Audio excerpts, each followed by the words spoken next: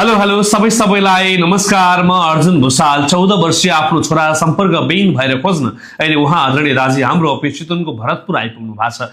मैले उहाँको छोराको तस्बिर यहाँ सार्वजनिक गरेको छु। यदि कसैलाई उहाँको छोराका बारेमा जानकारी छ, कसैले कहीँ कतै भेटेको छ, देखेको छ भने खबर गरिदिनु पर्यो। 14 वर्षीय आफ्नो सन्तान एउटा 9 महिनासम्म कोखमा राखेर जन्म दिएको एउटा आमाको सन्तान, एउटा बाको भरोसा आज यसरी सम्पर्कविहीन भएको छ। कहाँ गएको हो, के गर्दैछ, केही हत्तोपत्तो नभएर यो परिवार अति पीडामा छ। मैले बाबुको तस्बिर यहाँ सार्वजनिक गरेको छु। दाजु नमस्कार।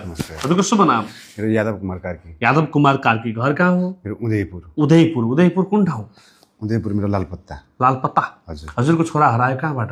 बानेश्वर। घरबाट चाहिँ स्कुल भन्ने हिँडेको, तर स्कुल नगइकन घरै नआइकन। स्कुल कहाँ? रत्नराज्य। रत्नराज्य क्याम्पसमा? हजुर। क्याम्पस कि स्कुल? स्कुल। रत्नराज्य स्कुलमा पढ्ने। कतिमा पढ्ने? 8 क्लास। 8 कक्षामा। अनि त्यस्तो केही भनेर हिँड्या हो, केही थियो घरमा कसैसँग?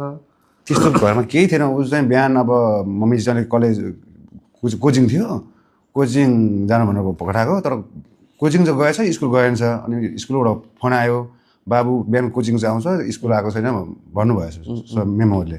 अनि घरमा आएर मम्मीले अब सोद्धायो त स्कुल गएको छैन भन्दा त्यहाँबाट चाहिँ घर नआएको नआए। अनि हामीले खोजी तलास पनि गऱ्यौँ, पुलिसमा रिपोर्ट दियौँ।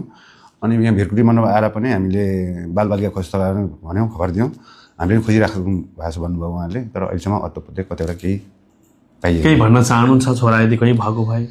छोरा जहाँ भयो जे यस्तो अवस्थामा भन्ने घरमा सम्पर्कमा आउनु, घर आउनु भन्न चाहन्छु बाबुलाई, छिटोमा छिटो। आमाको नाम के हो?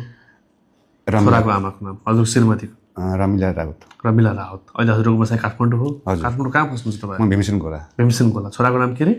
नरेश कार्की। नरेश कार्की। नरेश कार्की सम्पर्कविहीन भएको आज केही दिन भयो। मक्सिरको कति गतेबाट? 28 गते। मक्सिरको 28 गतेबाट सम्पर्कविहीन हो। लगभग 1 महिना पुरा हो हराएको। आजसम्म केही हत्तोपत्तो छैन। कहीँ कतै कसैलाई उसको बारेमा जानकारी छ, केही खबर छ भने म बिन्ती गर्छु हजुरले नजिकको प्रहरी कार्यालय अथवा हाम्रो नम्बर 98514941 985550 51341 मा फोन गरिदिन आग्रह गर्छु। कतै काम गर्छु भनेर काम गरिरहेको छ कि कतै आयो कि कतै इन्डियातिर गयो कि केही थाहा छैन, कसैले प्रलोभनमा पारिदिए कि केही भयो कि भन्ने हिसाबमा परिवार आत्तिएको छ। यो परिवारलाई हुनुसम्म पीडा भएको छ।